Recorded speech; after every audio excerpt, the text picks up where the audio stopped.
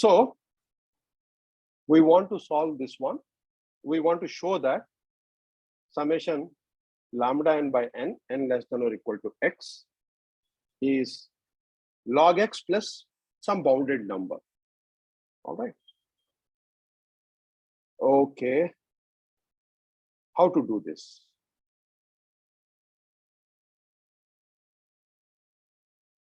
Okay. The starting point is log of x factorial. Okay. So x factorial, so suppose, okay,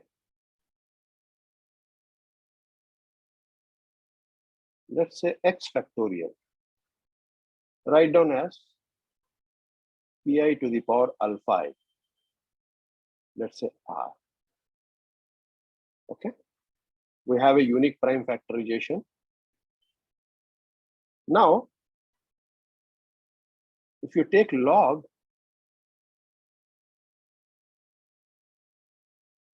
then it is nothing but summation of alpha I log pi. Okay, I is equal to 1 to r. Alpha i's are the maximum exponent of pi, which divides x factorial. Therefore, alpha i's are nothing but x by pi plus x by integral part of this x by pi square. It goes on like that, right? So alpha i's are nothing but x by pi to the power j, integral part of this, j is equal to 1 to infinity. Okay, which is same thing as, you write this as x by pi to the power j, sum over j, j is equal to 1 to infinity, and summation over I, 1 to r, and log pi. Okay. In other words, the same thing as, there are two sum, one is over primes, the first sum is over primes, the second sum is over exponents. X by p to the power j log p. Okay. All right. Now, open up this bracket.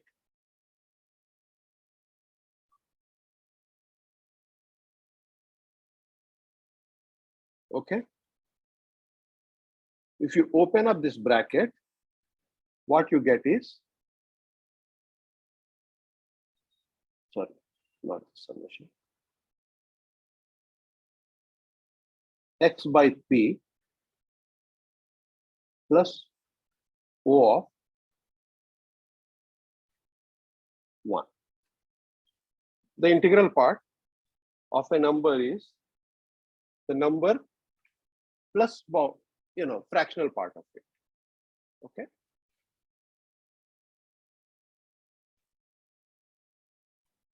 In fact, you can do a little more than that. You can even write this as summation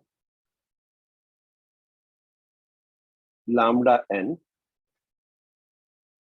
okay, which will give you log p whenever n is a prime power, and this has x by n. Okay, now it is n less than or equal to x, because all your primes, they're the prime factors of x factorial, right? So n less than or equal to x. Now you can open up, x by n, which is x by n,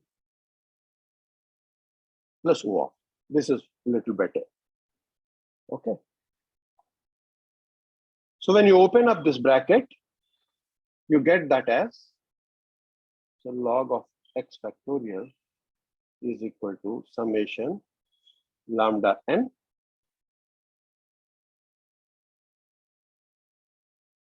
x by n plus O of 1.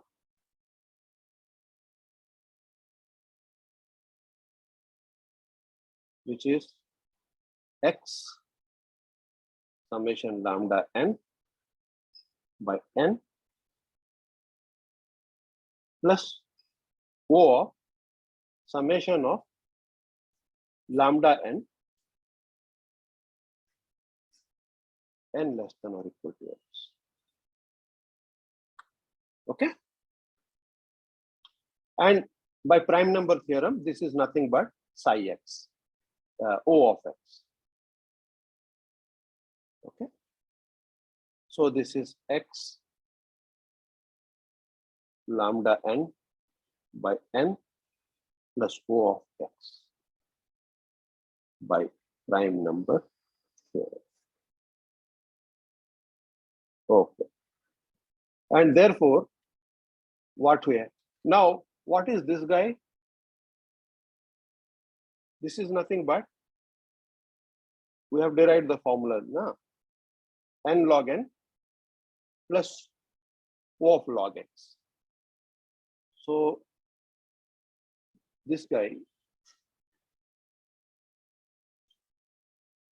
x log x plus O of log x is nothing but x n less than or equal to x lambda n by n plus O of x. This implies lambda n by n is equal to, divide this by left hand side by x, you get a log x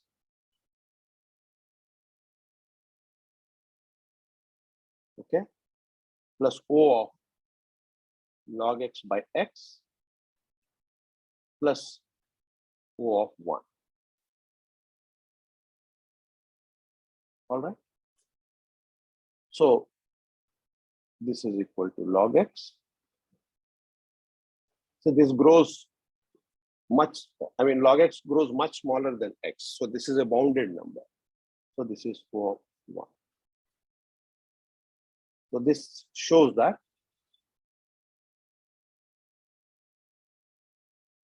lambda n by n less than or equal to x is equal to log x plus O of 1. Okay, this is the easiest way of showing this thing. All right. What was the second one? There is, this implies that log p. Okay. Now lambda n by n. Okay. This is nothing but summation of n is, whenever n is a prime or prime powers, lambda n gives a log p, 0 otherwise, right? So when it is prime, p less than or equal to x, plus you have a log p by p to the power actually m bigger than or equal to 2. All right. So this is always, you know, lambda n is a double sum.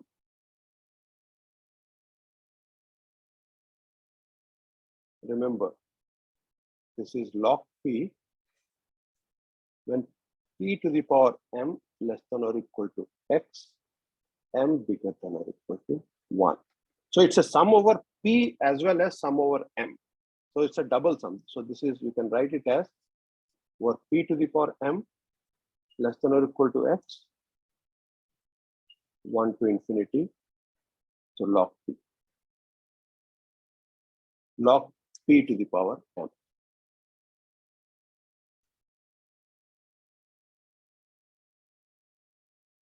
P to the power m, yeah. Every time you get a log p.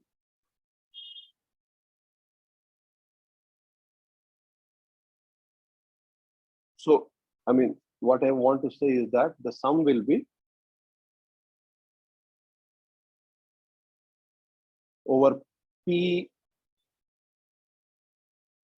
less than or equal to x log p plus p square less than or equal to x log p plus pq less than or equal to x log p. It goes on like this. All right. Okay. Therefore, you see lambda n by n minus summation log p by p less than or equal to x is nothing but this sum, p to the power m less than or equal to x and bigger than or equal to 2 log p by p to the power m. All right. You can sum over m first.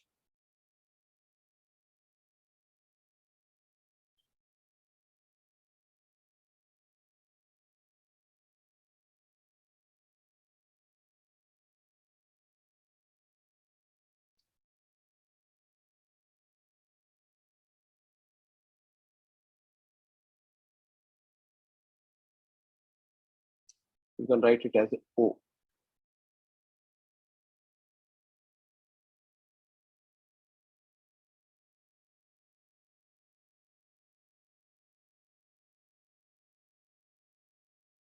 All right.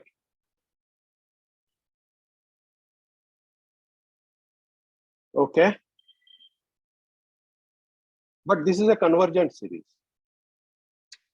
1 by p square plus 1 by p cube plus, if you sum it, then you get 1 by p into p minus 1. So this is log p by p into p minus 1.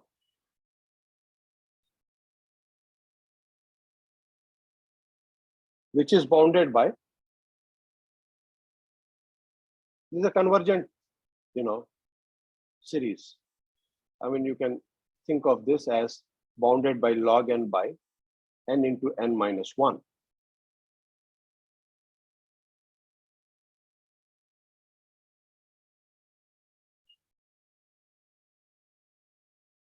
Which is O of 1. All right. Because you can compare it with 1 by n to the power 1 plus something. Okay. You can think of this as n square. Log n by n square converges. All right. So therefore, this minus this is bounded. Okay. Therefore, summation lambda n by n less than or equal to x is same thing as log p by p plus O of 1. The meaning of this is the higher power of primes do not contribute much. What contributes is the just primes, the p's, p square, p cube, they don't contribute much. And the way to see is, p is less than or equal to x. If you say that p square is less than or equal to x, that means p is less than or equal to x to the power half. And as you go on, if p to the power k is less than or equal to x, if you look at this sum, that means the primes that you are considering are less than x to the power 1 by k.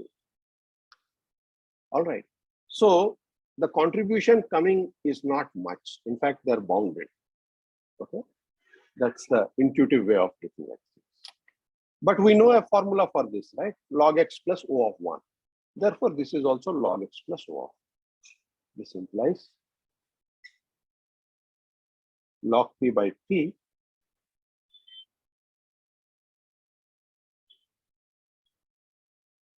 less than or equal to x is log x plus O of 1. Okay. The last inequality is important, 1 by p. Anyone who says that they know number theory, they've studied number theory, this may be a question that will be asked. What is the? So this is about log x. This grows like log x. And we can derive an asymptotic formula for this if we know an asymptotic formula like this, just by using Abel summation formula. All right. So suppose we want to know what is an asymptotic formula for summation 1 by p.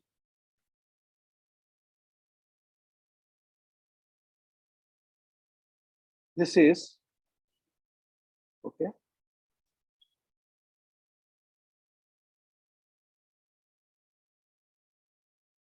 So this is nothing but, let's use this one. We know an asymptotic formula for log p by p. So log p by p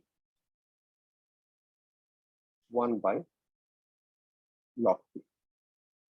All right. P less than or equal to x.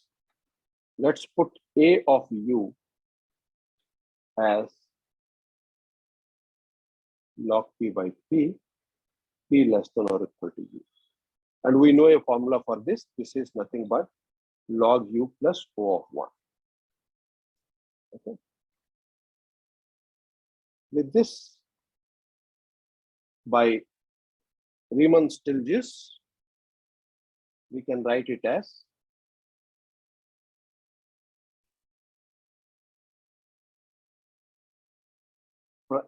see, this is p is less than or bigger than or equal to 2.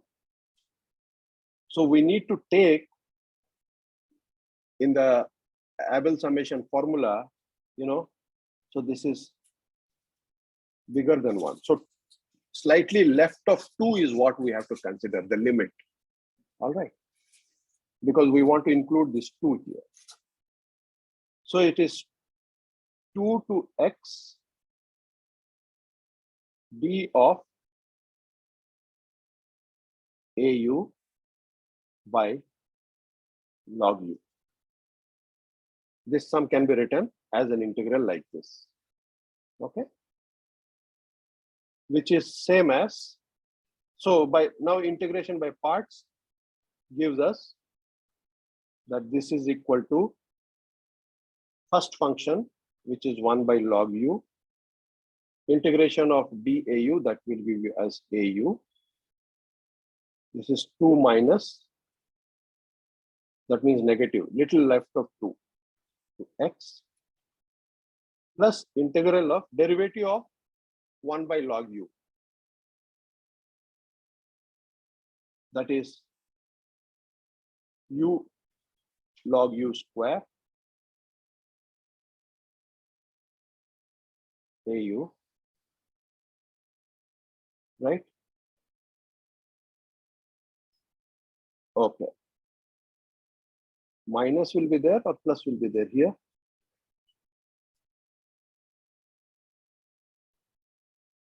Minus plus. No, minus will be there, but when I differentiate, a minus will come, right? That will become a plus. Okay. Yes. Yeah. So, okay. After this, so this is 2 to x.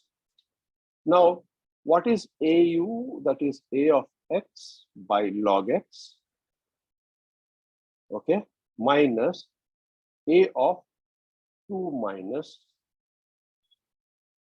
by log u, log 2 minus.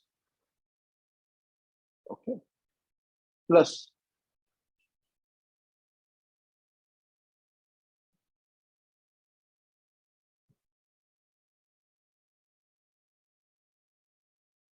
Okay, this is ax by log x plus 0 because no prime below 2.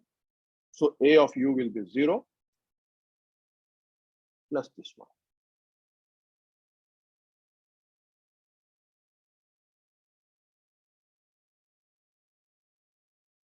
Okay. Now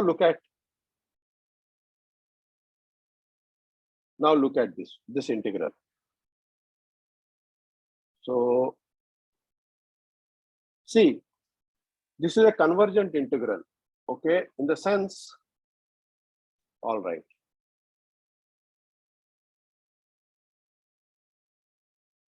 Now what we want to do, AU we know, AU is log u plus bounded number, O of 1. So in number theory, usually we do this kind of trick. AU minus you just do log u and then you add it log u.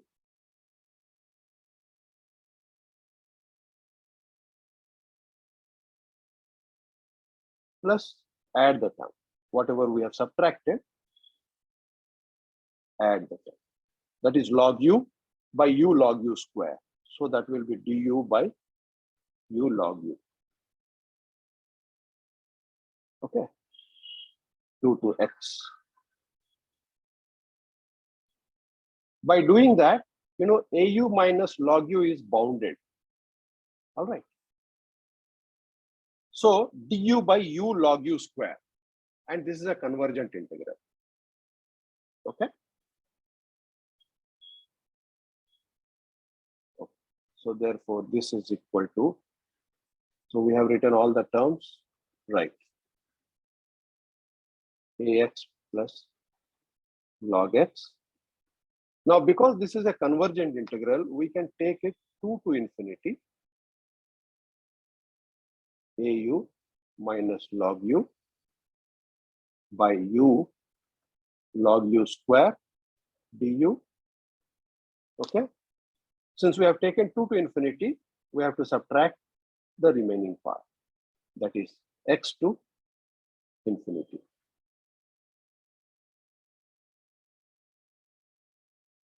By u log u square du plus 2 to x du by u log u. Now this is nothing but ax by log x plus this is a number 2 to infinity au minus log u by u log u square du minus, now this guy, evaluate this integral. If you put log u as v,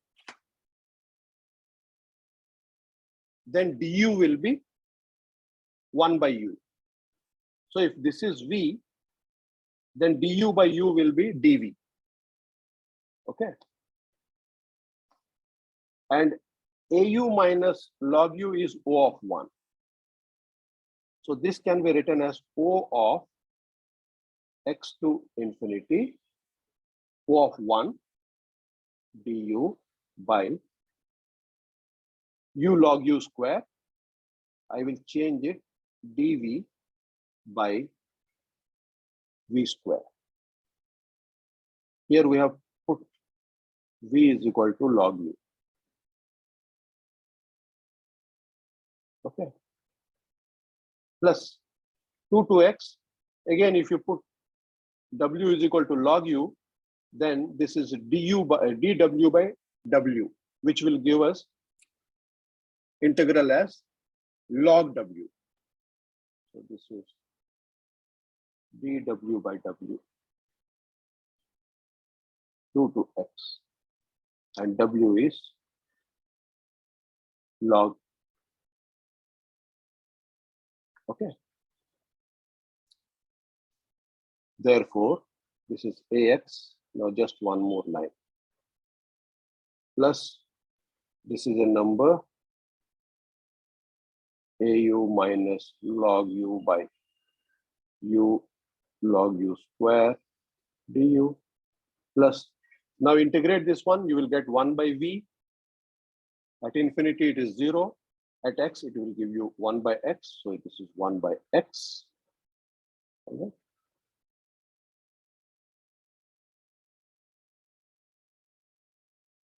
And so plus, now integrate this one. That gives you log w. Okay. Wait a minute. If you integrate this one, you get 1 by v. And v is log u. That is log x. You get log x.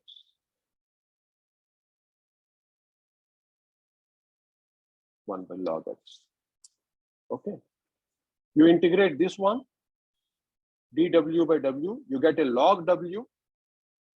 So log w is nothing but log u, therefore log u, and so therefore this is log x minus log 2. Okay, fine. What was the left hand side? That is 1 by p, summation of 1 by p. Therefore, thus, and ax is what? So 1 by p. Ax is what? Ax is x plus O of 1, right? Ax was log x. Au is log u plus O of 1. So this is log x plus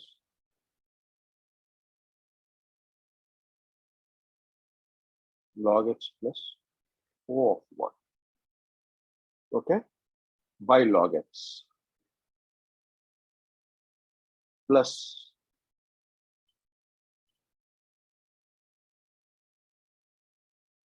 to infinity, this number au minus log u plus u log u square. Okay, that number, and then you have plus O of 1 by log x plus log x minus log 2. So log x by log x will give you 1. So here is a log x. So this is equal to log x. And then you have some numbers. That is, this is a number 2 to infinity. Au minus log u by u log u square. Because this is a convergent integral, therefore this will give you a bounded number. Okay. And then we have O of 1 by log x, and we have minus log 2. So this is a constant. This is a constant. There is anything else? O of 1 by log x. Here, this is also O of 1 by log x.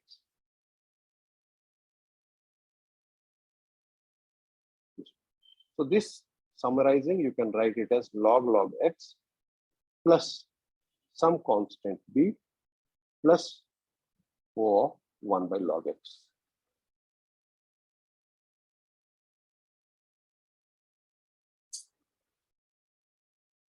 This is what we wanted to provide. So this is what the problem I have given, right?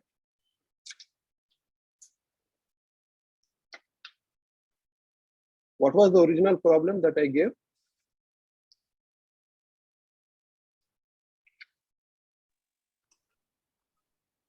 This one only, sir. This only, right? Yeah. No, this error term was log x or bounded?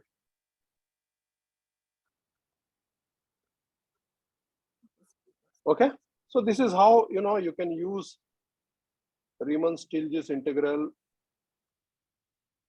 partial summation, and those kind of techniques, which are extremely powerful techniques. Okay, they're useful in many. Oh, I have exceeded a lot of time. I'm sorry about it. So I hope you guys have understood something. I hope the program, these lectures were useful. At least you could gain few ideas. That is what we hope. So I think I should stop it here. Thank you very much for all your attention. Yeah, it is more useful to us, sir, because see, I learned many things from you in this lecture, actually, particularly in your sessions. Because Thank many you things, very much. yeah. Not for the saying this one, sir, because I want to know more about number theory, because I actually basically from discrete math, discrete math, and this graph theory and algebras, but number theory I don't know that. So that's what I wanted to know. And these are very useful techniques. Yeah, analytic way now only we are seeing, because see how you are approximating the summation is equal to the in terms of the logarithmic, because that is a continuous function. This side is one side is a discrete value, sum of discrete value, but this side is a continuous function in terms. So that is I am wondering for listening those things. Yes, very nice, sir. I'm glad that you got something. Thank you, Yes, sir. sir. Thank you very much. Yeah. Even You're these welcome. three subjects are interconnected. We can use number theory concepts in graph theory, algebra concepts in graph theory. So all are these connected, and we can use these concepts in our research purpose.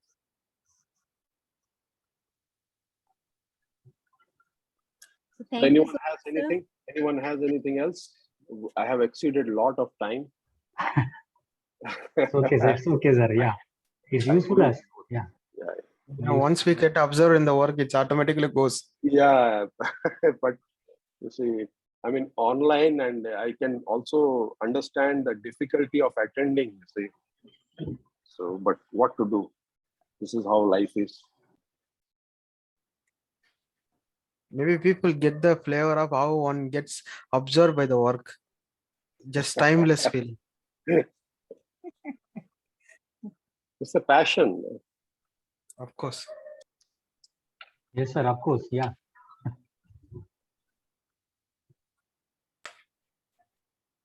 Good. So if there are no questions, then I would like to stop it here. Thank you very much, everyone. Enjoy Thank your you so much, sir. Yeah. Thank you, sir. Thank you so very much for enjoy rest of the sessions, and be well. And I will be there anyway. I will keep coming. Okay. Yeah. Okay, sir. Thank you. Thank you very much. Thank you. Bye bye.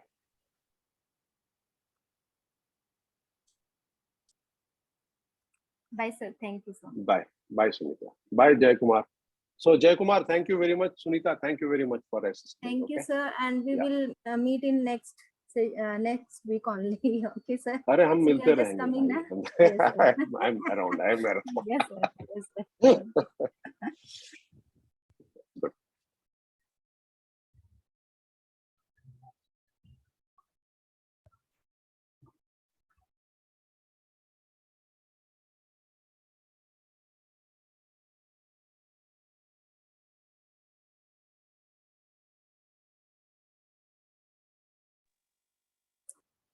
So, Om Prakash, sir.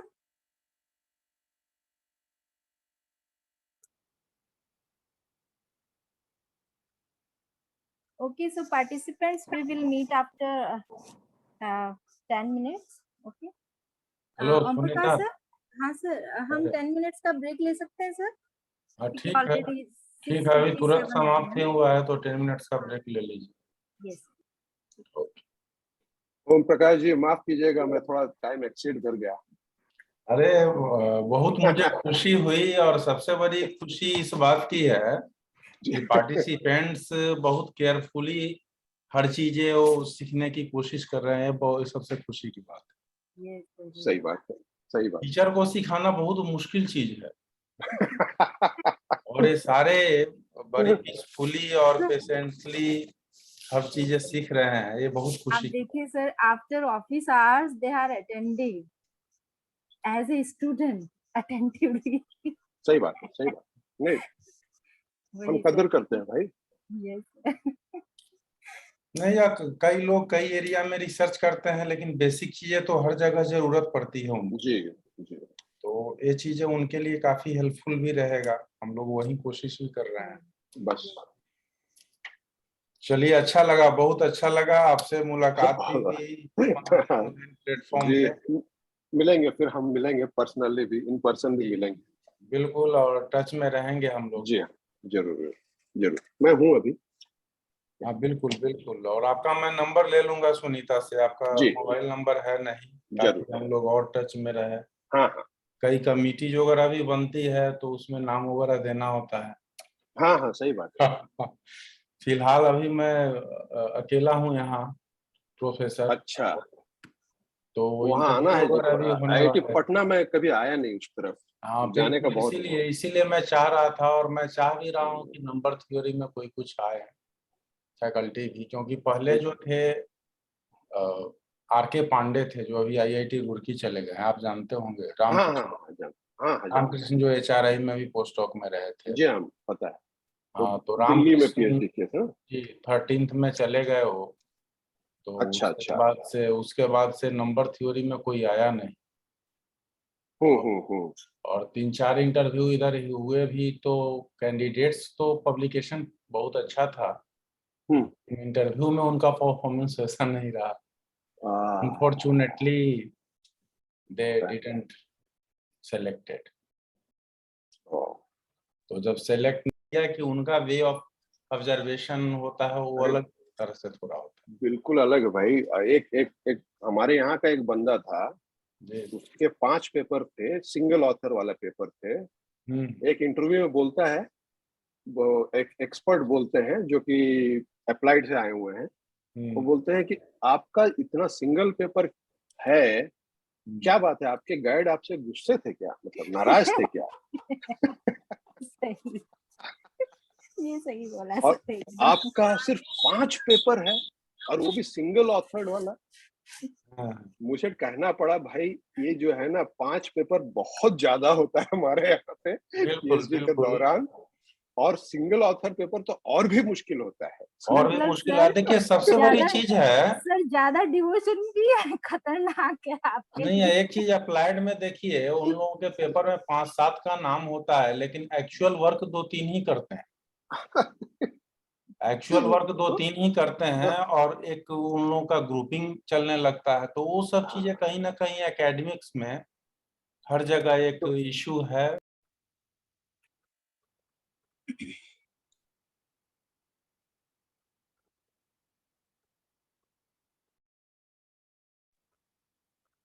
जय Kumar, are you there?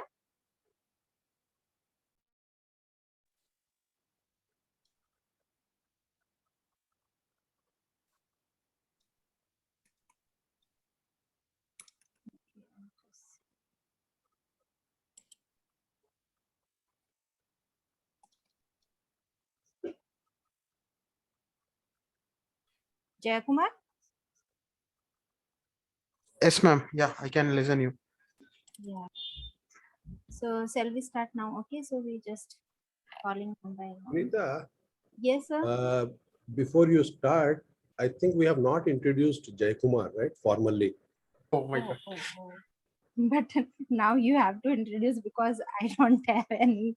Yeah. So I will let him introduce. So Jay Kumar. Yeah. So here is Mr. Jay Kumar, who is our senior research scholar here, and he is on the verge of finishing his PhD. On his introduction, I will just say one line that whenever we need help in any subject, Is always ready. we fall back on Jay Kumar. Yes. I see. That's the introduction. And thank you, Jay Kumar, for being here. Thank you, sir. Thank you. Thank you. And thank you so So, much, especially yeah. Jay Kumar, Yeah. from my I- side, because because I One need your word to help. the participants. Anyone who needs any help in mathematics, if you're not able to solve a problem or you have difficulty in understanding, just message him. He will get back to you. Okay. I see. Oh, you have done lot of things in my first year. You know about me and Arpit. We are so much graceful towards you. Well, you guys have worked very, very hard. So that's all. So, I Sunita, remember that actually maybe there is a time to share this. I don't know whether you remember or not. When we were in the ninth, that you know, right? Me, Yeah. Karthik. So one person asked you whether we are your student or not. And we both were not your like as a guide. So you just with not even thinking, you said that they are our student. It's not that he is his student. They are under different guideship, but they are our student. Just not even thinking. That was the one of the precious moment in the like me and Karthik life actually. I mean, see, I am Nija Paro Veti Gananam Laguchetasam. समझे? वसुधैव कुटुंबकम है भाई. Okay. I don't understand Hindi actually, but Are you understand Sanskrit? It's little bit, yeah, it's a Sanskrit. You should know. I see. Ram Prakash ji आप सिखा दें इनको. Sir जो नहीं जानता उसके लिए हिंदी संस्कृत सब एक typically है। South Indian. Very down South Indian. ठीक Yes, है. sir. Yeah, continue. We can continue. Thank you. Yeah. We all are family, Jayakumar. We all are family. Yes, sir.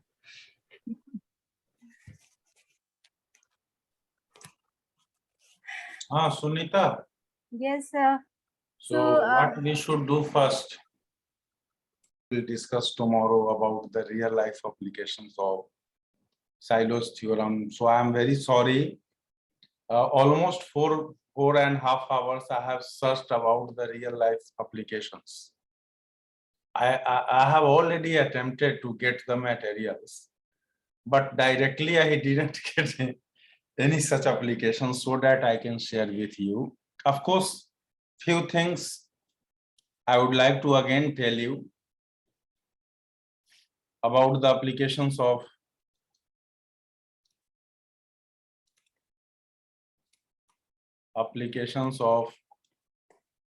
Sylow's theorem.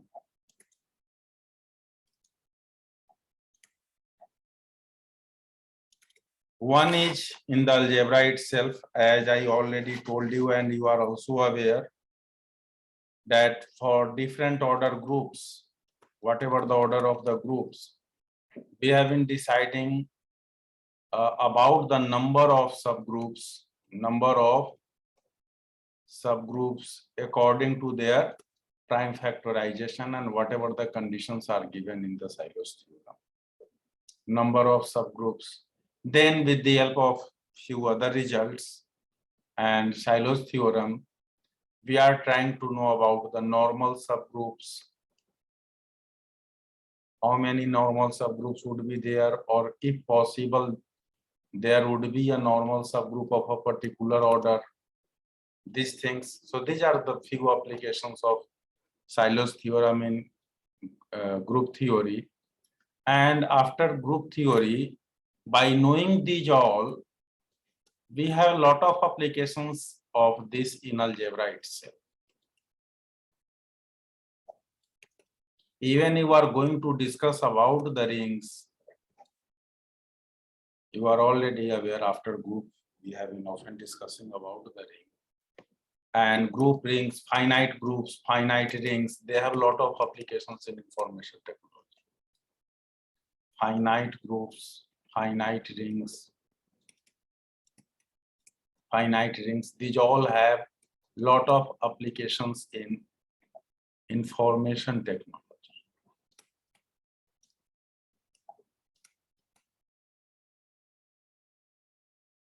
Moreover, you are also understanding, after knowing groups and rings, we have been knowing about the linear algebra.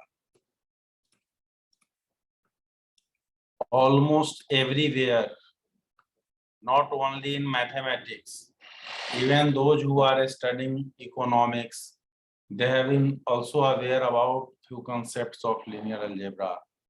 Psychology, everywhere, certain concepts of linear algebra have been used. And of course, even for analysis, linear algebra is the basis. And for linear algebra, you are aware, groups, rings, these all are needful. Am I right? So may you can understand how finite groups and finite rings are helping from the application point of view. Why I'm writing finite? Because of course somewhere you will see certain applications in wavelets or in linear transformations, integral transform. There they have been using infinite dimensional spaces too, in measure theory, in mathematics, and of course measure theory has impact on the development of statistical tools and whatever the other things are there related to the measures. So these all have applications, but for finite groups, finite rings, finite vector spaces, these all have direct applications in information technology. And as I also told you yesterday that I have been working in algebraic coding theory. Algebraic coding theory. I have interest there also. Algebraic coding theory. In algebraic coding theory, we have been finding the codes. Of course, for classical codes as well as quantum codes now these days. Quantum codes. And of course, now these days, a lot of works have been going around the world for the quantum computing. Am I right? Quantum computing. So these codes have been helping to transmit the information from one place to other place without much disturbances. That is, in coding theory, whatever codes we have been developing by using the different algebraic tools, they have been helping in the transmission of information, whatever the channel is there, with the property that these codes are also detecting the errors in the channel by which it has to pass. Am I right? And also correcting them. Also correcting as much as possible. And whatever the dimension,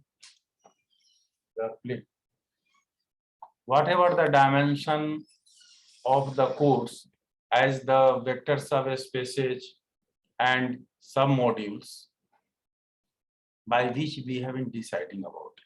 So these all bounds are there. So these are few applications, but first I would like to complete the Silo's second and third theorem so that you can use it.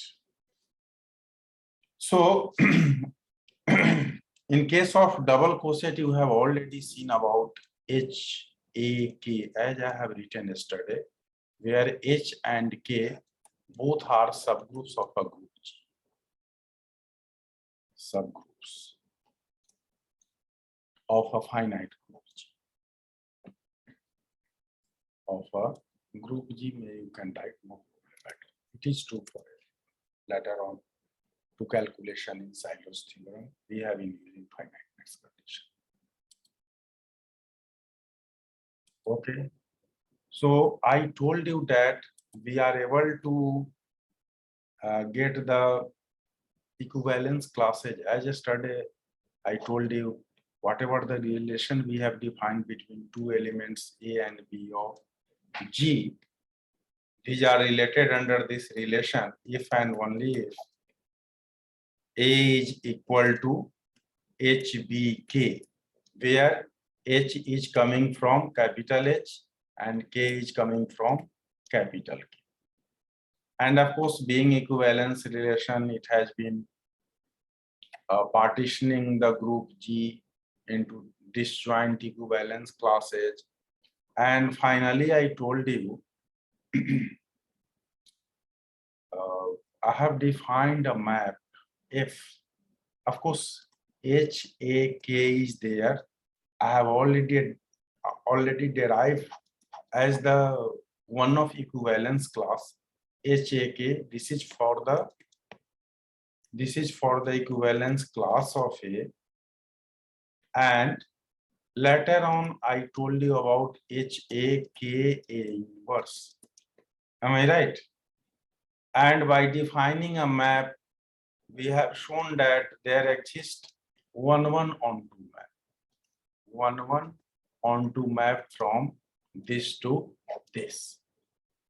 And by that way, we can say the order of HAK is equal to order of HAKA inverse. And later on, by using the one-off result about which I already told you, order of HK, which is order of H into order of K upon order of H intersection K. Of course, this question I have also given in the tutorial sheet so that you can work over it. You can see in the book. Directly it has been taken from the book. For this, we are also able to get it. That is, by using this result, we are able to write order of HAK is equal to order of H, order of K upon order of H intersection AKA inverse. Am I right? So we are able to do it. These are all together. Am I right? And by this result, I'm going to discuss about the Solo's second theorem. So Solo's second theorem states that, first I would like to write Solo's second theorem.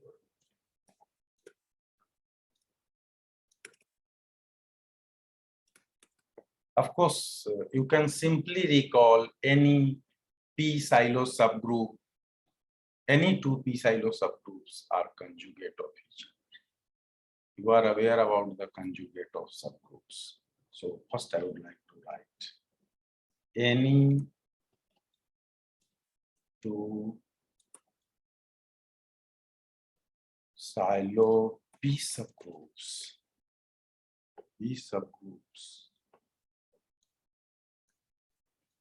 of a finite G are conjugate in G. Of course, you are aware about the conjugacy relation. Am I right? For any two subgroups P and Q are conjugate to each other. This means there exists an element G in G such that 1 is equal to GQ G of this form. Am I right? These two are said to be conjugate of each other. Conjugate subgroups. P and Q are said to be conjugate subgroups. Am I right? So here just conjugacy relation you will have to show. Am I right? Between any two subgroups. So I think proof is simple and you can easily do whatever double coset concepts we have discussed. So what you will do first? Participants little bit can give the hint, please. Yes, Doctor, participants. yeah, please. Dr. Meenal Shukla is one of participants. I don't know. I didn't see your face even. Of course, for last 5 days, 6 days, we have been discussing. But anyway, let me know what we should do first. Dr. Mino.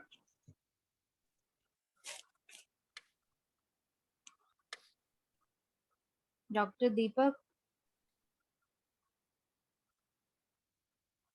Yes, madam. Yeah, please. What we should have to do first here?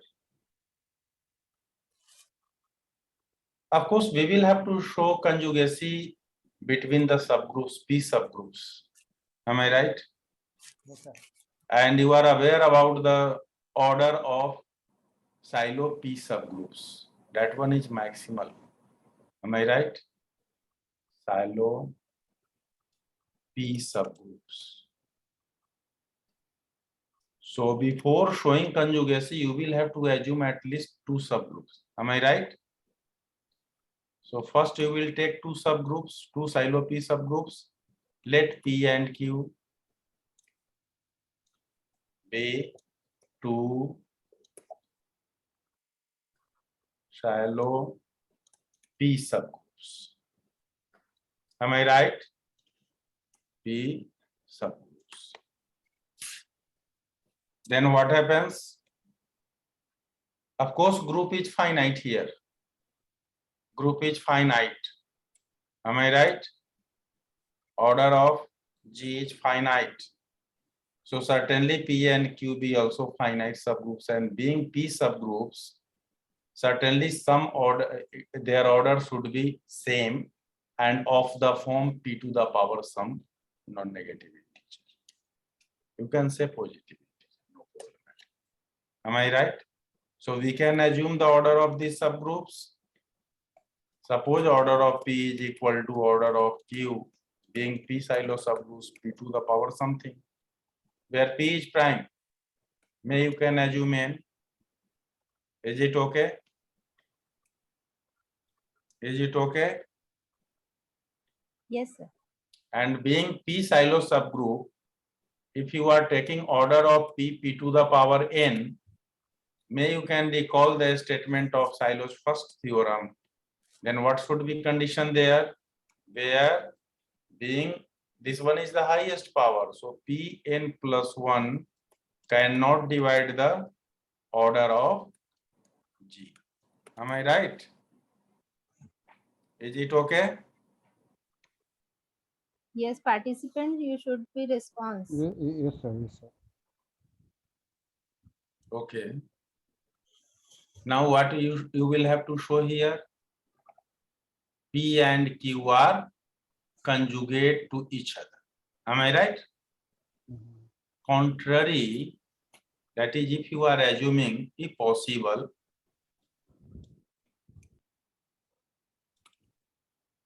let P and Q are, sorry, Q be not conjugate of each other, not conjugate subgroups, not conjugate subgroups. Am I right? Yes. Not conjugate subgroups in group G. Then what happens? That does not exist any G. So Whatever things relation I have written, that would not be true. Am I right? That is, P is then, yeah, please tell. P is not equal to G G, Q, G inverse. for Am I all right? And this is true for any G. If one G will exist, then they are conjugate. Yes. So none G, a small G in capital G will exist, so that this relation would be. Am I right? For any G in the group. Am I right? But you are aware something about that concept of double quotient. Am I right? What's the order of, you can take any element, X, double quotient, P, Q, R, subgroups. So may you can think about this. You are aware about this order of P, order of Q, just I recalled you. And then this is order of P intersection X, Q, X inverse. Am I right? You are aware about this problem from the double quotient. Am I right? So what we can do here, if you are going to take such type of construction, that is P intersection X Q X inverse. What you can say here something? Whether it should be a subgroup or not. P and Q are subgroups. What do you say about this? P intersection of this. Is a subgroup. That one is a subgroup because it is the subset of subgroup D. And of course, at least P. That one here Q is also a subgroup. So that this one is a subgroup of P. Subgroup of Am I right? That one is very clear here. Am I right? That one is very clear because this is subset of P. Am I right? yes, sir. So what do you say about the order of this? P intersection X Q X inverse. What do you say about the order of this? Less than equals to. Being subgroup of P and P is of order P to the power something we have taken Pn. Am I right? So what do you say about the order of this? P to the over some k or k less than n. Some K where Or k less than equals to n. K should be less than equal to N. To n. Am I right? Yes, sir. Very good. Very good. So now we will have to look about these integers K and N. If K is equal to N, then what happens? What happens in this case? If K is equal to N, what you can conclude here? Here you told that it is a subgroup. Then it If will be its equal order to, is, yes, please then tell. it will be equal to P. Very good, because if K is equal to N, then order of these two, whatever the subgroup of P is there, both are of same order. Am I right? Yes, sir. So therefore P intersection X Q X inverse should be equal to P. What implies this? What implies this in this case? Intersection of A and B is equal to A. So what relation would be with A and B? Can you say something? P is a subset of X Q X inverse. So may one can write P is subset of X cube X inverse. Am I right? But its order is also equal to order of Q. X Q X inverse, its order is also equal to the order of Q. Number of elements in this set depends upon the number of elements in Q. Am I So right? it is equal to Yes. P. So what you can conclude here? P So must both be are equals to- equal. This implies P is equal to X cube X inverse. Then you can give the reference because order of X cube X inverse is equal to order of Q, which is equal to order of P. Am I right? So what's your conclusion here? P and What's Q your are conclusion? conjugate groups. But initially, what you have assumed? Contradiction. Contradiction. We have assumed they are not conjugate, so this implies a contradiction. Am I right? Mhm. So whatever our assumption is, that one is wrong in this case. Similarly, you can see about the other case. Earlier we took K is equal to N. Am I right? K is equal to N. What happens if we will take case second? K is less than N, then what happens? What happens in this case? What we should have? Order of Pxq. What happens? That should be equal to what's the order of P and order of Q? That formula you will utilize here. This one. Order of P is, what is the order of P? P to the power N order of q is p to the power n, so p to the power 2n. And what is the order of this now?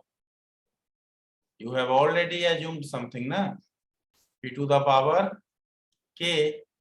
So what ultimately the order of this one is? Am I right? Am I Yes, sir. right here? Yes, sir. Yes. So what happens in this case? Order of this should be equal to p to the power 2n minus k. In which case? When k is less than n. Of course, for all x. For all x in G. Am I right? Okay.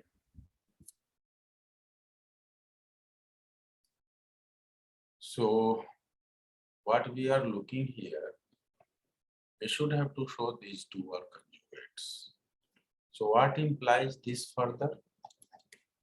Order of P, X, Q. Something is known about the order. We are able to write it as Pn plus 1. Just arrangement. And then what are left here? P1n is there, minus k is there, and we have added 1. So we can subtract. What ultimately it has? Value is same, p to the power 2n minus k. Am I right? This Yes, one sir. is also an integer. Am I right? Yes. And in fact, total integer is the multiple of p to the power n plus 1. Am I right? And you are already aware these are the double cosets and one of the conjugate class of x. And yesterday I already told you group G is divided into disjoint equivalence classes.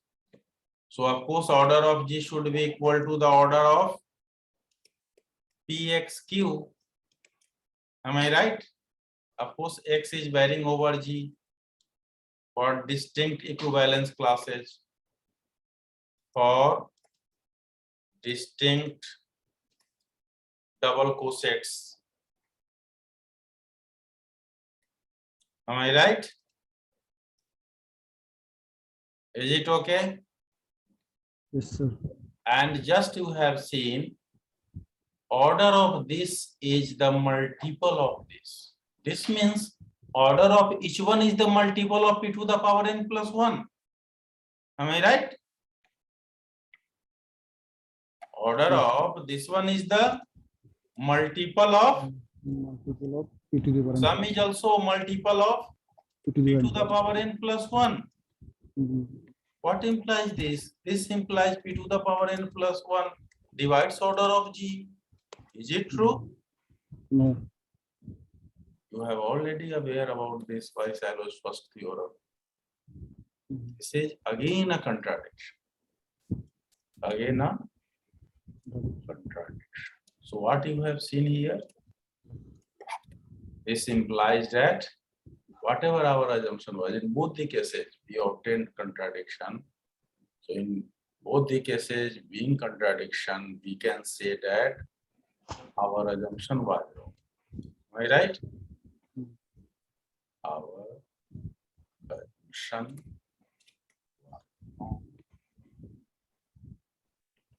Hence, what we should have, P is equal to G, Q, what we took, A or X, what we took earlier, X, G, Q, G.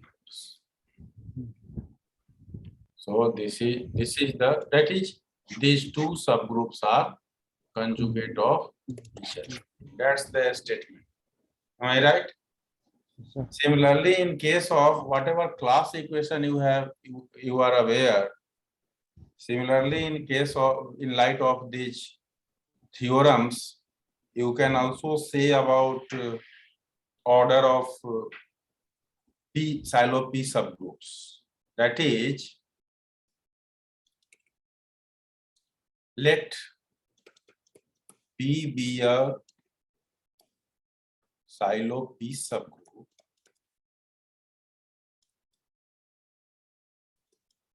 of G, then the number of silo P subgroups of G is equal to order of G divided by order of normalizer. And of course, that's the base of Silo's third theorem. So quickly, I would like to tell you, because it is already 7:45, and we will have to discuss about tutorial problems too. So of course, I'll give little bit more time. Don't worry about it. But quickly, I would like to tell you about the Silo's third theorem that has been giving us the idea how we can compute the number of subgroups. So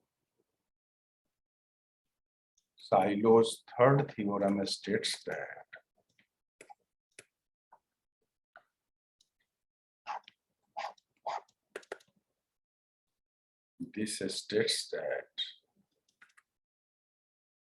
the number of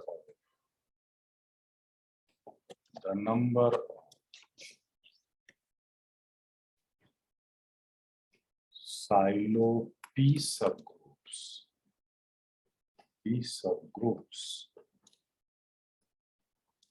of a finite group G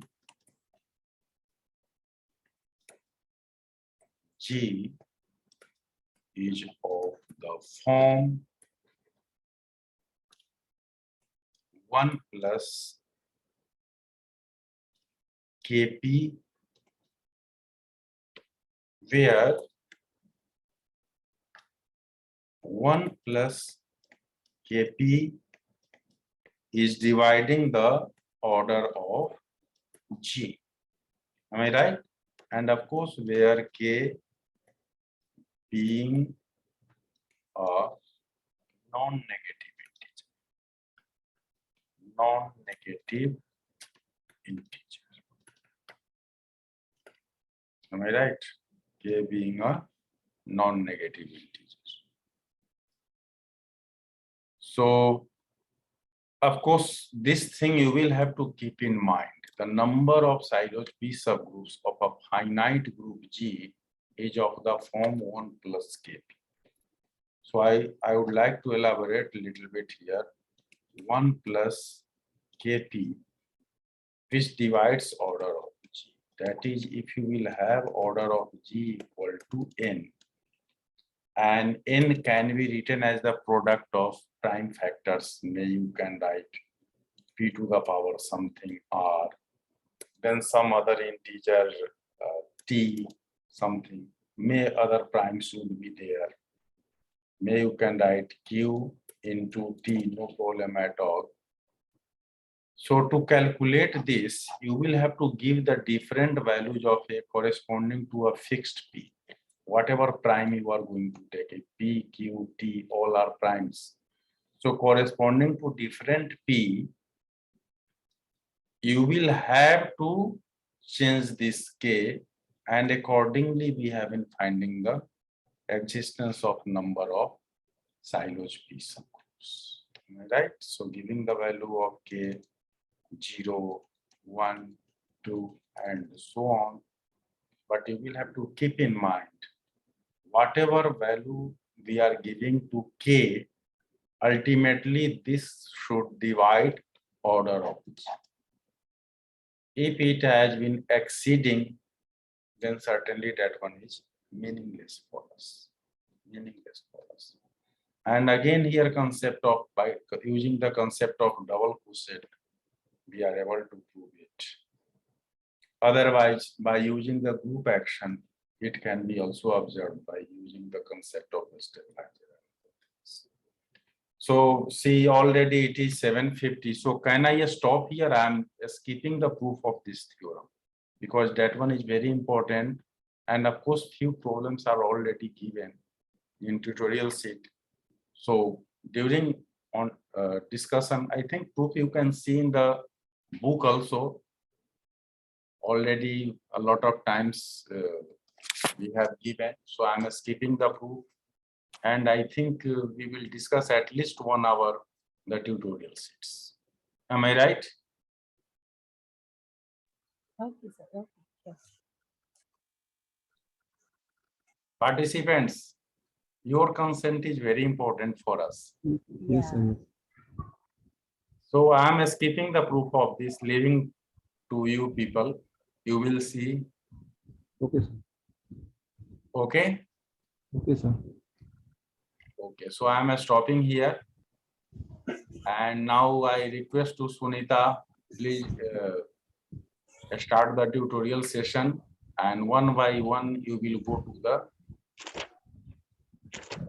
Yes, sir. questions of tutorials and let me know few of I think most of them already attempted, but whatever few questions where they feel little bit difficulty, certainly we will try to sort out and give the hint properly. So that would So be helpful. first we discuss tutorial sheet 1. Yes, yes, sir. So Jayakumar, are you there? Yes, ma'am, I'm there. I'm listening. Okay, so participants, have you solved tutorial sheet 1? How many questions you have attempted in this sheet? Some problems I have attempted. Because it contains 15 problems. Tutorial sheet 1 One, contains 15. 2, So how many you are able to solve?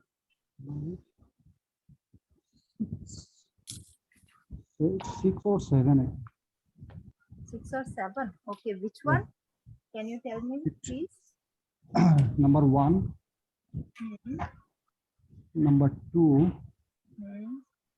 number 3, Hmm. and number 5, number 6, Okay. number Sunita, 7. are you continuing the recording? Yes, sir. It is. Yes, sir. continuing. Tutorial. So can we tutorials stop? also.